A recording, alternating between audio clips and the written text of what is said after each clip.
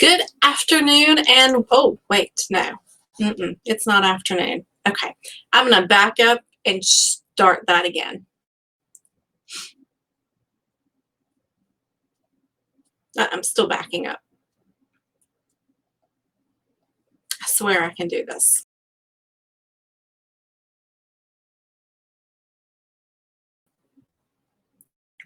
Good evening, and welcome to Fangirl Thursday. It has been a while, and apparently I am out of practice. Hello, hello, hello. Thank you guys so much for joining me this evening. I am very excited to be here with you. September has been busy on the work front, both at the day job and in my spare time. If you guys follow me on my personal page, you've seen that I've been busy painting, redecorating, and all that good stuff. Now that I am working from home all the time, I feel like I need to update my surroundings because they're the only thing that I see every single day.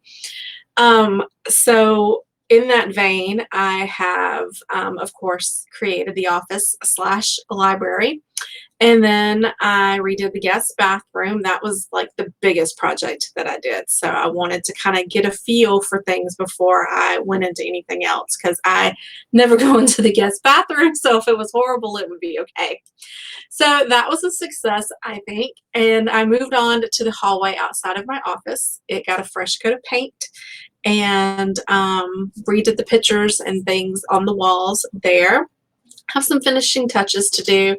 I want to create my own welcome sign. Looking forward to doing that. Have been looking at videos on YouTube, and yeah, that's a train ride right there. You fall down that rabbit hole, and there's no coming back out, guys. Yeah.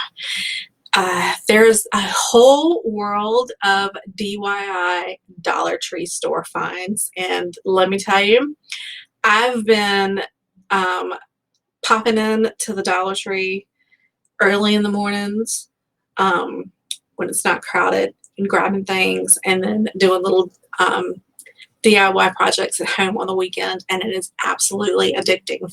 I can't wait for Christmas to get here so I can make some more stuff.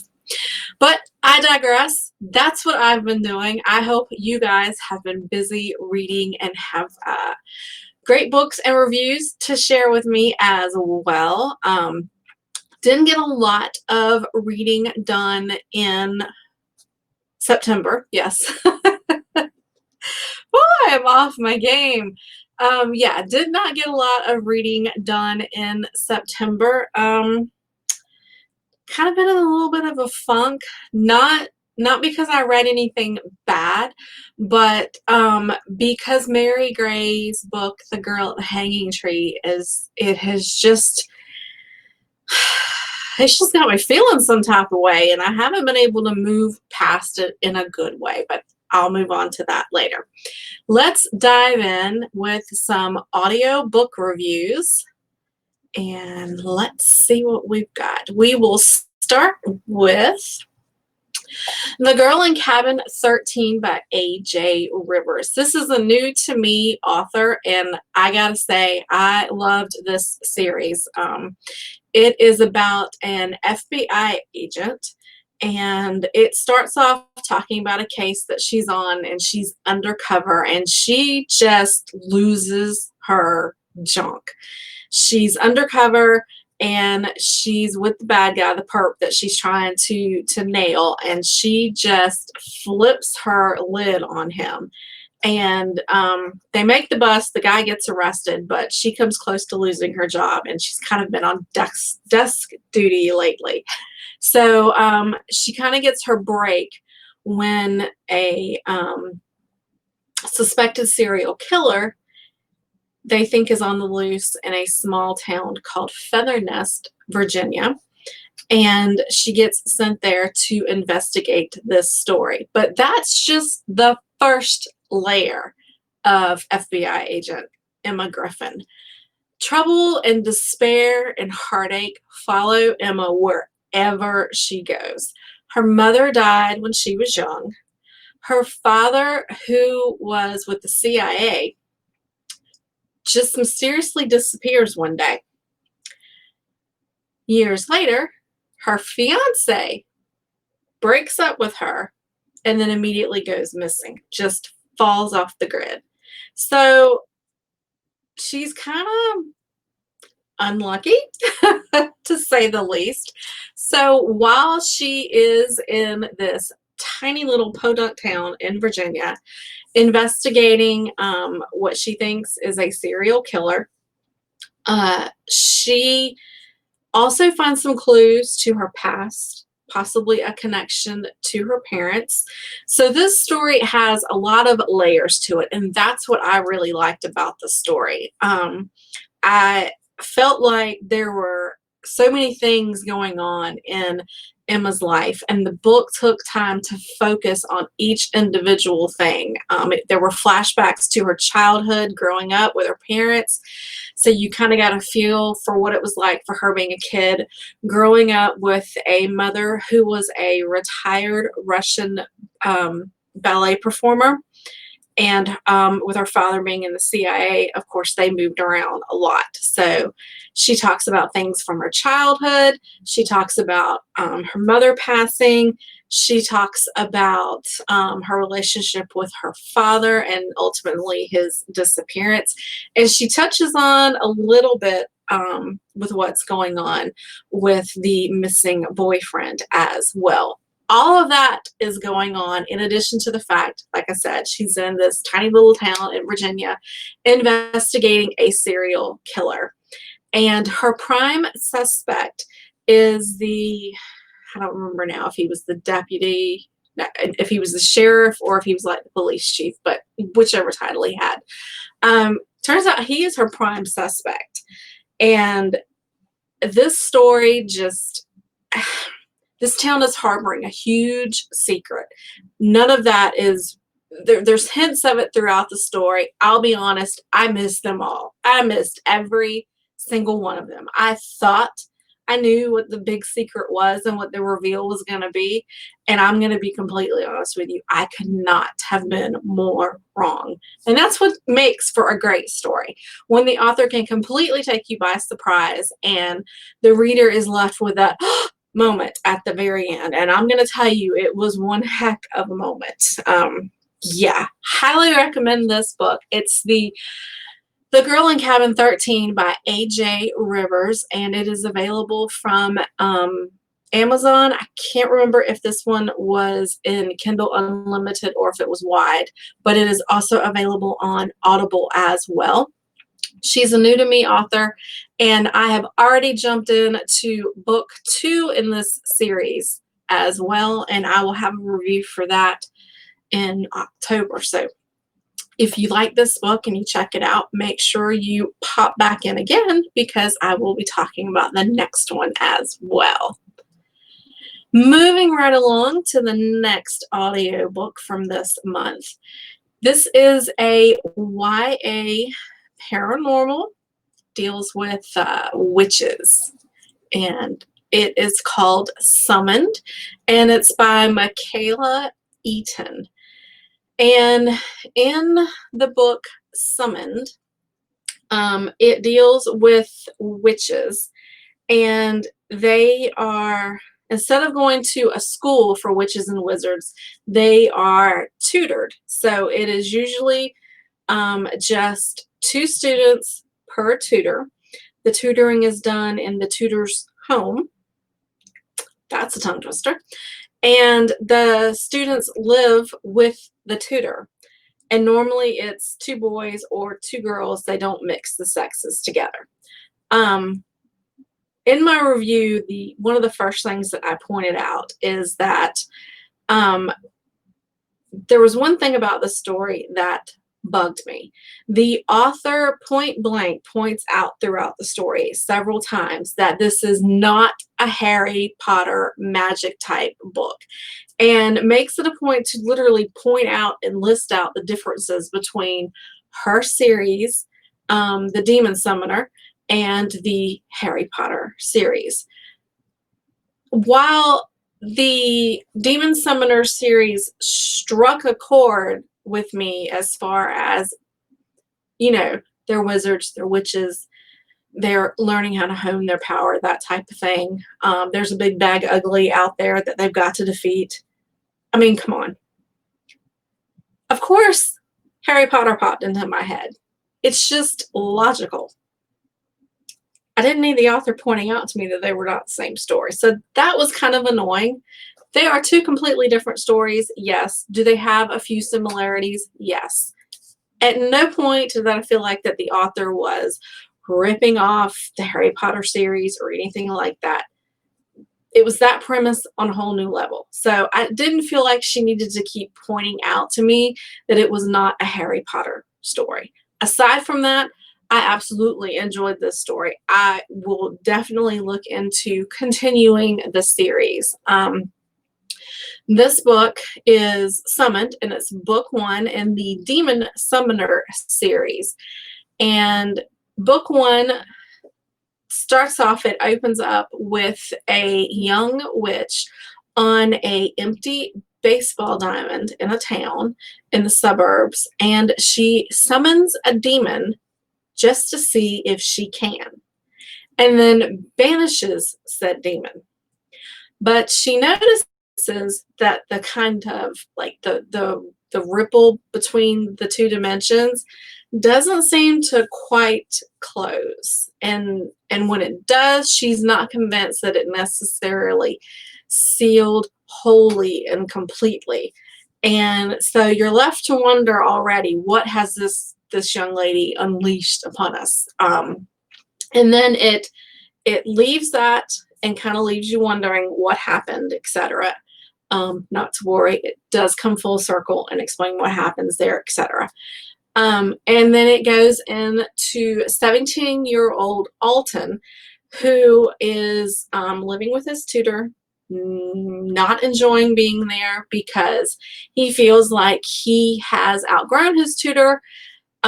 He's learned all that he can from this person, and he's more advanced than what this tutor is able to handle. So he feels like he's kind of maxed out, and that's been the case with the last few tutors that he's had. So in walks in a strange man by the name of Orvius, and Orvius tells the current tutor, hey, I have an offer for your student. I know that he's advanced and he needs a more of a challenge, and he presents it to the current tutor and to Alton, and Alton accepts his offer to go and stay at his house in Canada and be tutored by him. What Alton doesn't know is that he's also going to be studying with another student who is a female named Reagan.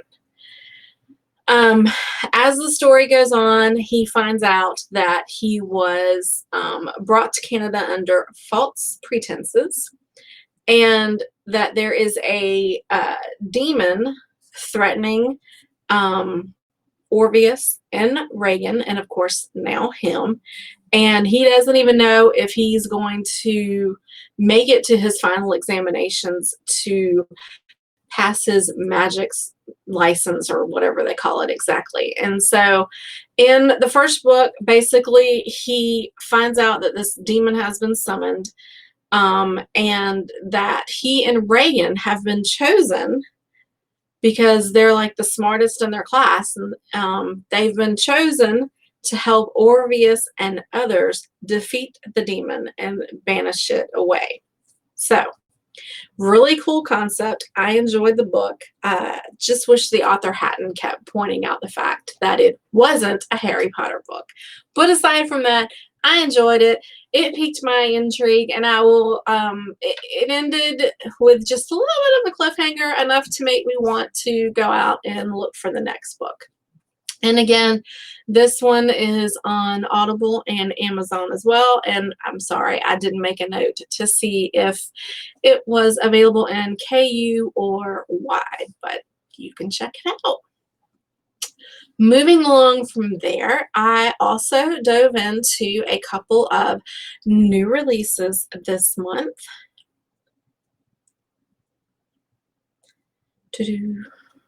Waiting on the computer to catch up.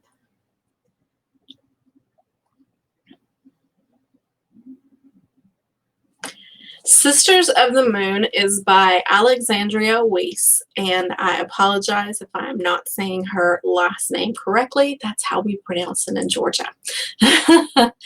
If you are not familiar with her, she resides in New Orleans. She's a fantastic author. I highly recommend that you guys check her out. I have read a couple of her series, and I love her books that kind of have darker the darker side to them, that are the more supernatural and paranormal books. So definitely check her out if you get a chance to. And I have an excerpt on my blog from this, if I can get it to copy.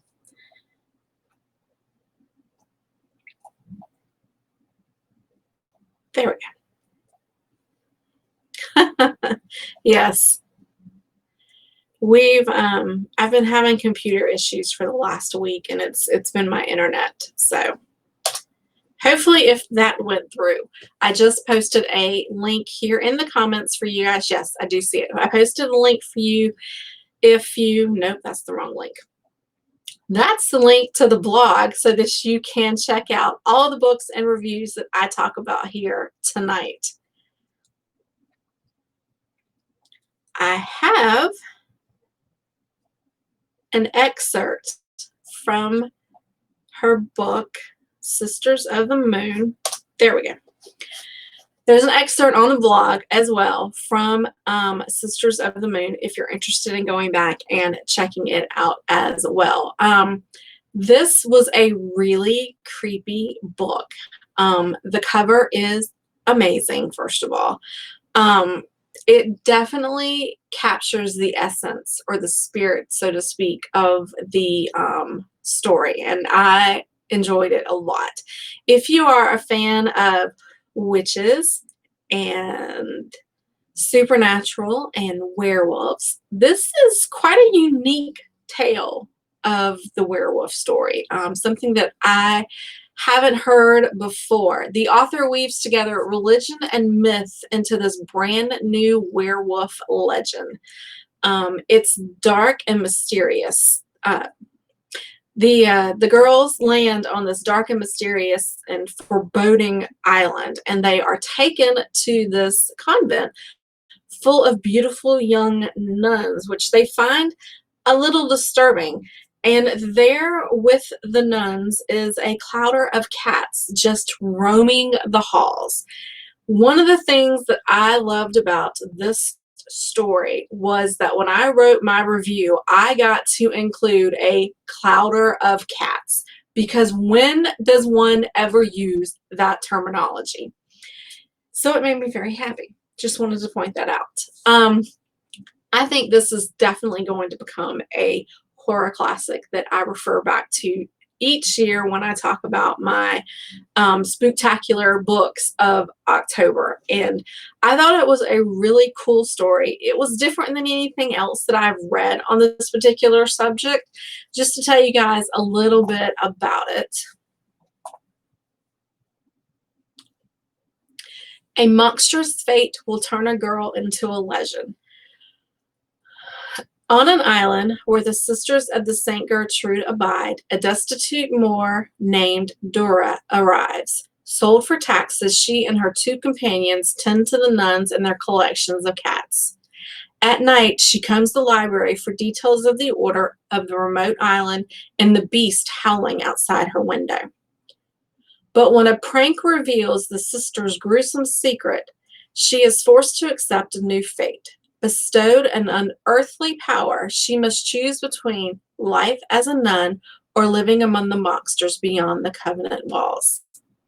Her path is about to change the tide in an ultimate war, the war between good and evil. Foreboding, right?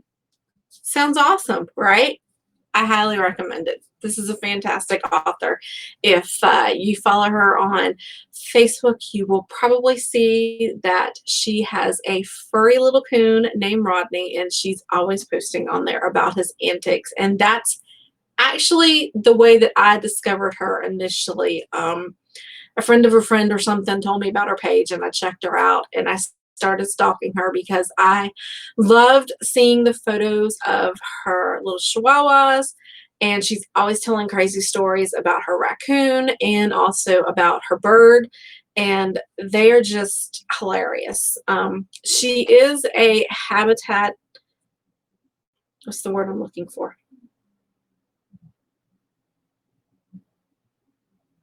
Yeah, it's gone. She can take in injured animals and tend to them and bring them back to health and then set them free again. But in the case of Rodney, I can't remember what his underlying story is, but she's had him for years. There's a reason why he can't be released back into the wild. So that's why she has him. I'm not saying go out and get a coon. But yeah. So she has such an interesting story, and that's how I initially came across her and found out that she was an author and started checking out her books and stuff. And I think you guys will enjoy her a lot. She writes about some pretty dark and twisted things as well. This one, not so twisted, but it's definitely dark, and I loved it.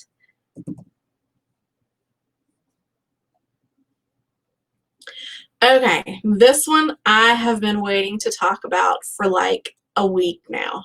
Um, Magic Conquered by Elizabeth Kirk. Oh my gosh. This is book 4 in the Rise of the Arcanist, and it was it had me on edge from start to finish. I literally had cramps in my hands from grabbing hold of my tablet and just holding it like this as I read. It was so intense. Oh my gosh. The author's giving me gray hairs, y'all. She's absolutely giving me gray hairs. I was a nervous wreck reading this book. I didn't know what to do with myself when I finally made it to the end. She's been tormenting me ever since then. And she even offered to send me the first chapter of the next book, but she already told me that it wasn't going to help me feel any better. So I just don't know. I'm just feeling some type of way at this point.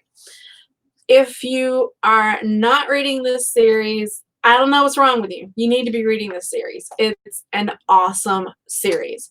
It's kind of hard to talk about it if you haven't been reading it because I hate to spoil anything. So if you're not familiar with the series, you may want to cut me out until the picture of the cover disappears from the bottom of the screen because I got to talk about this. Okay, here we go. In book 4, 2 of the main characters, Danny and Thomas, end up in this. I think they're on an island. They're not quite sure themselves, but they're pretty sure that they're on an island somewhere. Okay, let me back up. They go undercover and they are in this restaurant and they think that they're going to be meeting Reeve and finally get a break in the whole Alara situation and find out how to get to her and what's going on with the missing people, etc. But there's so much more going on than just that. Oh my gosh, the layers to this is just mind-blowing. And if you know the author, then you know that she leaves Easter eggs through every single little book to bring you up until this point. And she gives me headaches. I love her to pieces, but she gives me headaches. So in this one, Thomas and Danny end up infiltrating this group and they're undercover and they realize that these elementals, vampires, things like that are given an opportunity to join this group of people who basically are elitists. They feel like they should be the dominant species. The vampires should be ruling. They should be able to feed whenever they want to. Shifters should be able to shift and walk around as their animal, etc. And so they're bringing together like-minded people in this group, and they're saying that they're creating an army so that they can kind of push this agenda forward and take over, because that's the way things should be. If you go and hear their proposal but decide you don't want to be in the group, and you tell them, hey, I want to leave, you think you're going to leave, but no, they kill you. If you have a familiar, they kill your familiar brutally, heartlessly. I was very distraught about the murder of the cat, okay? Let's just... I got that off my chest to feel a little better about it. So, Danny and Thomas are here. They're undercover. They are searching for a way out of this castle. They can't find one. People are not necessarily who they appear to be. And on top of all of this other craziness that's going on, Victor, who is he's supposed to be the second in charge, but honestly, when you read this book, that dude's running the show at this point. He pulls together these arena fights, and Danny and Thomas find themselves in situations. It's one-on-one fights, but it's brutal. It's archaic. It's mind-boggling. Have I said that enough tonight? I can't properly articulate what this series and this book has done to me, especially this book. Trust me when I say you just need to be reading this series so that you can private message me and we can vent together about what the series is doing to us. I love it. Absolutely love it. Everything Elizabeth writes is gold, but oh my gosh, I don't know how I'm going to make it to the 6th book. I'm going to wreck at book 4. And I mean, obviously, it's not going to get any better. It's only going to get crazier. Yeah. I'm going to need a Xanax. I'm going to move on. Just going to move on. Okay. Moving on to things a little bit happier. Not much, but just a little bit happier. Just a little bit. Okay. If you follow the page at all and you've been a fan of Fangirl Thursday, you know I absolutely love Eric Asher. You know that the world he has created in the Vesic series is amazing. I love this series. In September, the final book in the series dropped. This is book 19. I have been dying to read the final book in the Vesic series, but now that it's here, it's downloaded on my Kindle, I can't bring myself to open it. I'm afraid to crack open this book. Part of me wants to tear into it and skip right down to the end, read the last chapter, and find out how it ends, because I got a really, really bad feeling about how it's going to end. The other part of me wants the satisfaction of saying that I have completed this 19-book journey and sit down and read it. Currently, the chicken in me is winning, and this book is sitting silently on my Kindle. It's available. You can read it in Kindle Unlimited or download a copy from Amazon. You could also stick your head in the sand and hide from it like I am. I also want to talk to you guys once again about The Girl at the Hanging Tree by Mary Gray. I was able to get a advanced copy of this book, and I'm going to go ahead and tell you, even though I read this in September, this is hands down my top read for 2020. This book just had such an impact on me. It still leaves me at a loss for words. In conversations with my friends on the phone or on Facebook or talking with other bookstagrammers and book bloggers on YouTube and on Instagram, I find myself recommending and coming back to this book. It is just an amazing book. It releases on October the 6th, and on October the 8th, the author is going to be here on the page to talk about this book. I highly recommend that you guys grab it and you read it. It's so off the norm of anything that I would remotely pick up and read. Honestly, I'm a fan of the author. That's why I grabbed the book. The premise did intrigue me because it dealt with multiple personalities. I wasn't really sure how I felt about the race issues and things like that, but I gotta say, this book was so well written, and these hot button topics were handled beautifully. I love this book. I can't wait until it's on my shelf. I absolutely love it. Can't say enough nice, great things about this book. It again drops on October the 6th, so you can go ahead and pre-order it. It is available on Amazon and all other major outlets. You can go to my blog post that I shared here in the comments earlier to pick up a buy link for Amazon, or you can go to the Monster Ivy Publishing website and you can look for all the other outlets that it is available as well. But again, I highly recommend this book. I have been talking about it for months. I think I actually read it in August. Yeah, I've been just feeling some type of way about this book and have keep coming back to it.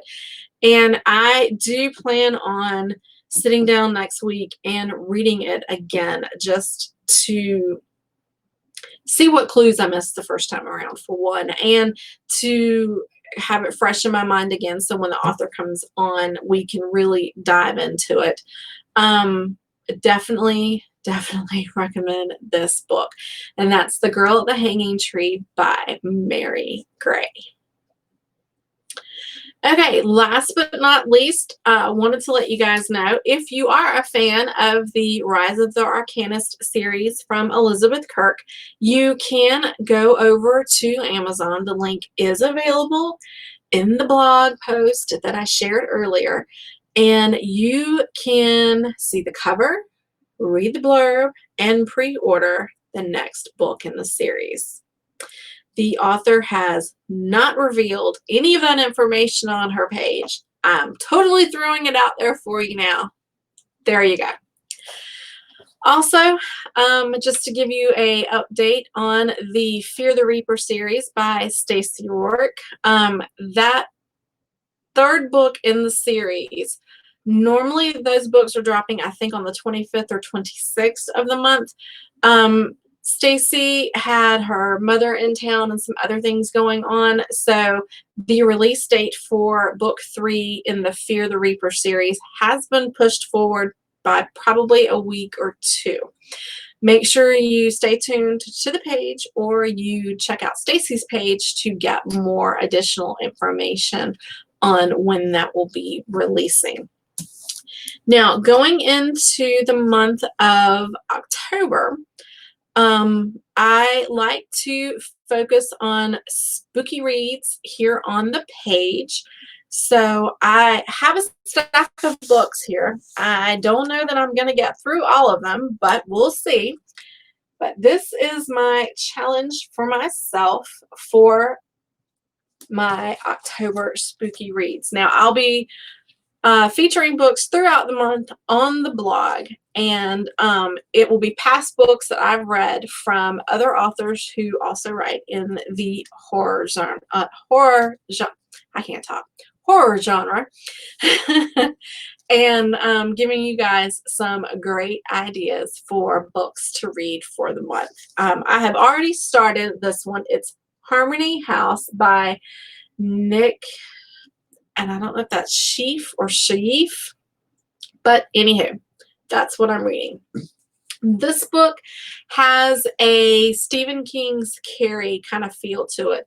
The main character, her father is a religious zealot, and he is very, very strict. He makes her come into his room and they have their morning and evening prayers.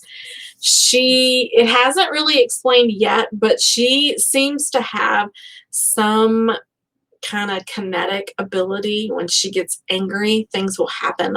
Lights will flicker off, light bulbs will explode. It just depends on what the level of her anger is. So that's the reason why I say I think it kind of has a Carrie vibe to it. So I'm very curious as to how it's going to end. I've read not quite half of it, and it's pretty good. And on top of whatever she's got going on with her, Harmony House is a house that they have moved into for her father to be a caretaker of the property. And supposedly it's a very haunted house. So a couple of little things have been happening here and there, but it hasn't really delved into that part of it too much. So very curious to see where it's going to go.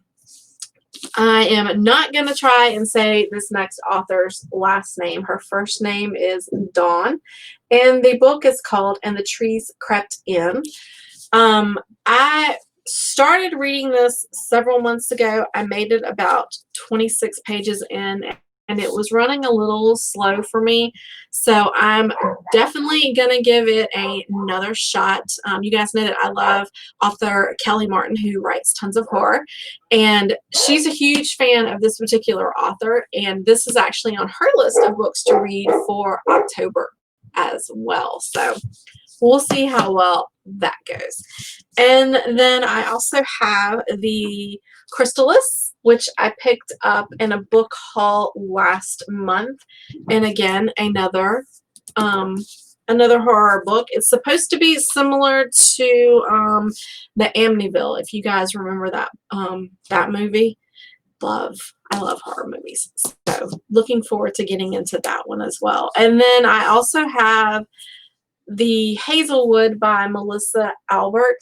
I'm not sure how scary this is going to be and if it necessarily falls into that category or not, so we'll see. But it's on the list, so we'll see how well that goes, because I also have a couple books that I'm getting ARCs to read as well. Oops, whoops, I left one off.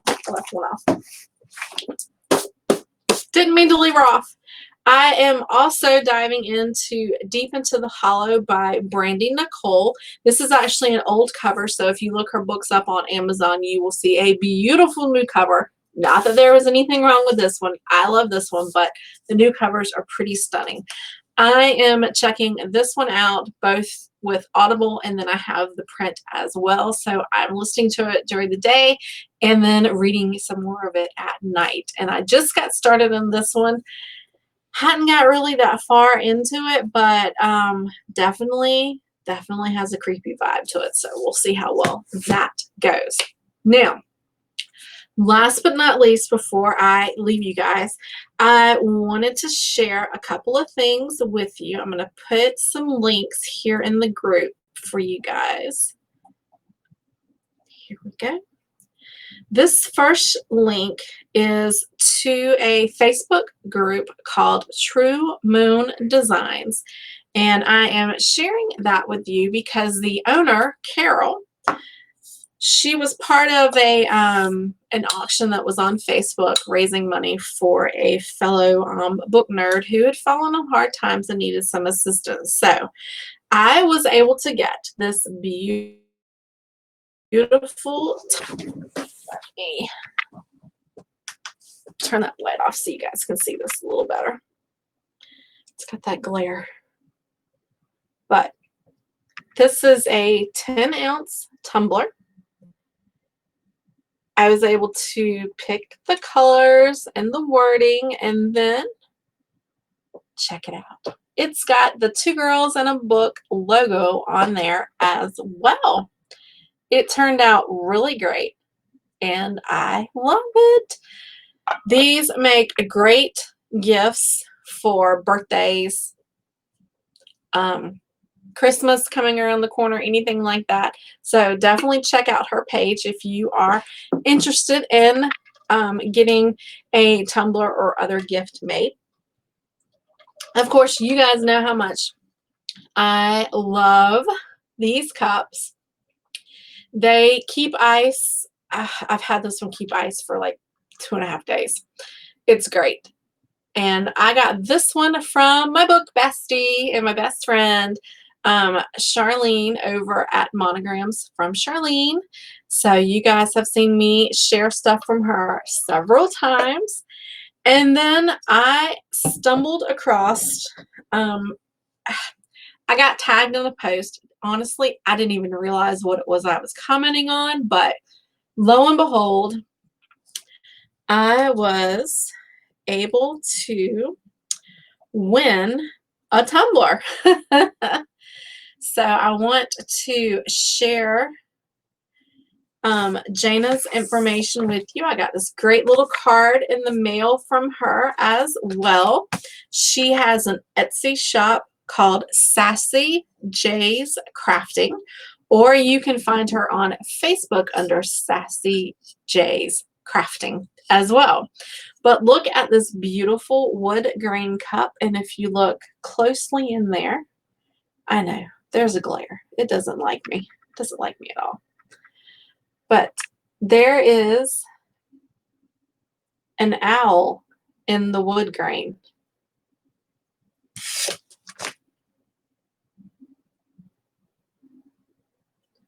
But check that out. It's so cool. They're so shiny and reflective. These are absolutely amazing. And then she also included in there, I don't remember what the technical term for these doodads are, but you can attach them to your key ring, and you can use them when you're going out in public and you need to open a door to pull on the handle, or you can have the little thing here on the end to push the buttons at the ATM, or if you're checking out in a store and you have to put in your code and all that. So how cool is that? It's all sassy and pretty and sparkly, and I love it. And then, because you know the times we live in, it's such a hot commodity, she tossed in some grape scented hand sanitizer. So I needed that. And then, without even knowing, she sent me a face mask with the Grinch. I absolutely adore the Grinch. I love him. That is so pretty. Now I can't wait till Christmas, so I have a reason to wear him. You never know. I may just wear him just because he's so cute. But look at that. It's just, it's awesome. It's so pretty. There we go. We got him laid back. Now you can really see the owl without all the glare on there. But I totally wasn't expecting it. Another book nerd had commented on the page and tagged me in a post, and it was one of those, hey, check out my new page, give me a like and a follow, and tag a couple of friends, and you're entered to win a gift. And honestly, I didn't even know what I was winning. So yay, super excited because I love these. So I've shared the links to those pages with the exception of Charlene's, but I talk about her all the time. So I've got her posted on here as well. But yeah, definitely check them out if you're looking for gift ideas for Christmas coming up. You can't go wrong with one of those cups. And you know, you may spend $35 or more for one, but they last forever as long as you take care of them. And they're so stylish and great. And, you know, even working, it's so nice just to load this up with ice and tea and go to work. Even though it's just down the hall. Very handy. So that pretty much wraps up everything that I had to share with you guys for tonight. I want to give a shout out to Mary, who has been here from start to finish. I appreciate you being here so much, Mary. You are always fantastic and always a huge supporter of the page, and I appreciate that. I am checking online just to make sure that I haven't missed any comments or anything. Looks like we are good to go there. If you guys have any questions about any of the books, any of the crafts, any of the cups, anything that I showed you tonight, go ahead and get those posted there in the comments so I can respond to you, answer any questions you have. If there aren't any questions, then we will go ahead and wrap this up. But I don't want to leave without knowing what you guys have going on. It looks like a couple of you are posting over on the Lynn Shaw personal page. Shout out to you guys. Thank you so much for being here tonight. Love having you here.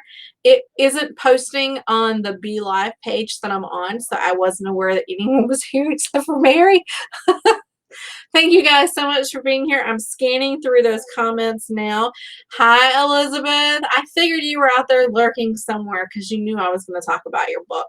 Hi, Jenny. Thank you for popping in. I know you're having a rough night. I hope you and Miss Angel Bell will get to feeling better. And yes, this is a handmade shawl that Jenny made for me, guys. It is gorgeous. Look, it has pockets. And we had like a cool morning this week when it was like 55 when I got up and came in here to go to work. So it's so good just to keep on the back of my desk and just wrap around my shoulders and drape. And then I can go to work and I'm warm and toasty. I love these. Jenny is taking orders to make these if you guys are interested. Her name is Jenny Bynum. If you can't find her on Facebook, just hit me up and I will make sure that I get you a link. I'm not sure what her schedule is and if she can take any more orders for Christmas, because I know that this particular item blew up on Facebook when I initially shared it online. I was asking her if she could make it. But yeah, hit her up if you guys are interested in anything. You get the pattern, let her see a picture of it. She can get the pattern and make it. Anything from stuffed animals to blankets or whatever. Jenny is amazing. So definitely make sure you guys check her out. Yes, Elizabeth is always lurking. Looks like we have Douglas with us tonight too. Douglas Pierce. Hi, thank you so much for popping in. I seriously was wondering where everybody was. Apparently they're all on my personal page and it was hiding everything from me. We also have Jana Ward with us. Jana is from Sassy J's Crafting. I shared the link. For those of you who are wondering where all this is that I'm sharing, it's on my Facebook page, Two Girls on a Book, and apparently everything is just posting there. It doesn't look like it's supposed to post simultaneously to both pages, just like it's supposed to show me comments from both pages. And as usual, Facebook has changed something and it's not all coming through. So I appreciate you guys for being here with me tonight so much. Gonna try to get back on a regular schedule. September was just a little bit crazy for me. So hopefully I will be back next week and we will talk about things that are going on for October, and then we will get ready for the release of The Girl at the Hanging Tree on the 6th, and then Mary Gray, the author, will be here on October the 8th. So thank you guys so much for joining me tonight, and I will see you all next week. Mwah!